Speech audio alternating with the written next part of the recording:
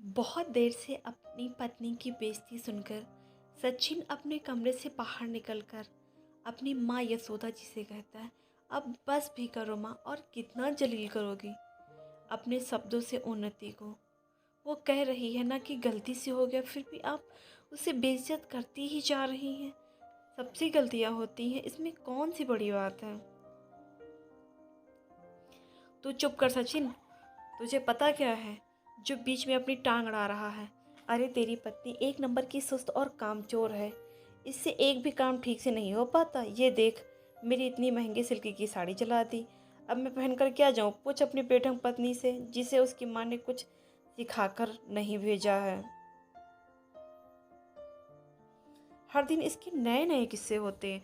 कभी गैस पर दूध चढ़ाकर भूल जाती है, तो कभी इस्त्री करते करते कपड़े जला देती है, तो कभी हाथ से कांच की बरनी गिर जाती है। अरे जब से इसके कदम इस घर में पड़े हैं, तब से सब कुछ गड़बड़ हो रहा है। पता नहीं कैसा भाग्य लेकर आई है और क्या क्या करेगी ये बदनसीब।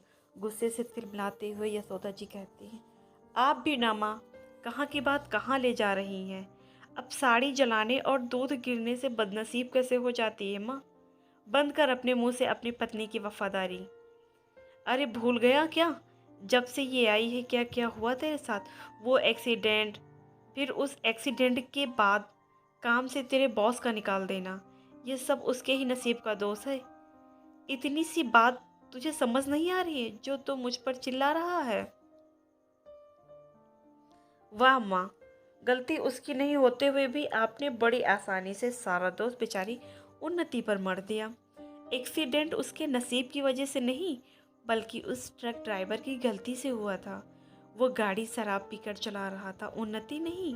और बॉस को हर काम समय से पहले चाहिए होता है, और इन दिनों मैं उतना काम नहीं कर पा रहा था, इसलिए गुस्से से उन्होंने निकाला था, उन्नति ने नहीं। सच में लोगों को कहते सुना था कि गलती किसी की भी हो, पर हर गलती के लिए बहू को ही कटघरे में खड़ा किया जाता है। क्यों माँ, सही कह रहा हूँ ना मैं। हाँ तो जिसको गलती रहेगी उसे ही तो कटघरे में खड़ा किया जाता है। तुम्हारी पत्नी ही ऐसी कम अकल बद दिमाग औरत है, जिसे एक काम भी ठीक से नहीं आता। अरे भगवान ने शकल नहीं दिया पर अकल तो दिया है ना, पर तनिक भी इस्तेमाल नहीं करती। अभी कल की बात ले लो, तेरे बाबूजी सफ़ेद रंग की शर्ट दिया धोने को, और पता है उस शर्ट का क्या हाल बना दिया उसने। ठहर अभी दिखाती हूँ। ऐसा कहकर यशोदा जी अपने कमरे से वो सफ़ेद शर्ट लेकर आती हूँ, जो उजाला नील डालने से सफ़ेद सी ब्लू रंग की हो गई थी। ये देख, सफ़ेद शर्ट ऐसी हो गई मानो ब्लू रंग की हो, और उस पर पड़े नील के अलग अलग धब्बे। ऐसे कौन धोता है कपड़े। अब ऐसे में मैं अपनी बदकिस्मती ना कहूँ तो क्या कहूँ बेटा। दरअसल उन्नति बहुत सीधी सादी छोटे शहर और साधारण परिवार की लड़की थी। बाहर पढ़ाई के दौरान उन्नति की मुलाकात सचिन से होती है, और सचिन उसकी सादगी पर मर मिटता है और उससे शादी करने की इच्छा अपनी माँ के सामने रखता है। यशोदा जी भी इतनी सीधी सादी लड़की देखकर शादी के लिए राजी हो जाती, क्योंकि वो चाहती भी थी कि उसकी बहुत सीधी सादी आए, ताकि वो उनकी बातों को चुपचाप सुनती रहे। राजी खुशी से सचिन और उन्नति की शादी हो जाती है, पर जब से शादी हुई तब से यशोदा जी किसी न किसी बात पर उन्नति को डांट लगाते रहती थी, और उन्नति चुपचाप सुनकर अंदर ही अंदर सिसकती रहती थी। उसने आज तक कभी यशोदा जी को पलटकर एक जवाब तक नहीं दिया। आज भी वही हो रहा था। वो यशोदा जी की जली कटी सुनकर अपने के कमरे के पास खड़ी होकर सिसक सिसक कर रो रही थी, जो सचिन को बिल्कुल बर्दाश्त नहीं हो रहा था। और आज अपनी पत्नी की तरफ से बोला, अरे माँ, शर्ट ब्लू ही हुई है ना, धुल जाएगी, इसमें इतना सुनाने की क्या आवश्यकता थी। और साड़ी फटी ही है ना, तो फिर आ जाएगी। अरे माँ, ये कतई ज़रूरी नहीं कि हर किसी को हर कुछ आ जाए। उसे थोड़ा वक्त दीजिए। ऐसे भी उसे आए मुश्किल से 9 महीने ही तो हुए हैं। घर गृहस्थी संभालने में वो अभी कच्ची है। अगर आप ऐसे ही जली कटी सुनाती रहेंगी तो वो कभी कुछ नहीं सीख पाएगी। मैंने और निधि ने भी तो बहुत सारी गलतियाँ की थी माँ।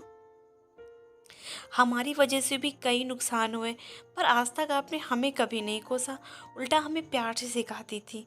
तो उन्नति के केस में क्यों नहीं माँ। वो भी तो इस घर की अहम सदस्य है। भविष्य में उसके ऊपर इस पूरे परिवार, रिश्ते नातों की जिम्मेदारी आने वाली है। वो ही कुल का मान बढ़ाने वाली है। फिर उसे क्यों नहीं वो प्यार और अपनापन दे रही हैं? बहुत हो गया सचिन तेरा। तू अब जा यहाँ से और अपना काम कर। इसे कैसे संभालना है वो तो मुझ पर छोड़ दे, मुझे मत सिखा दूँ। चिढ़ते हुए यशोदा जी कहती हैं।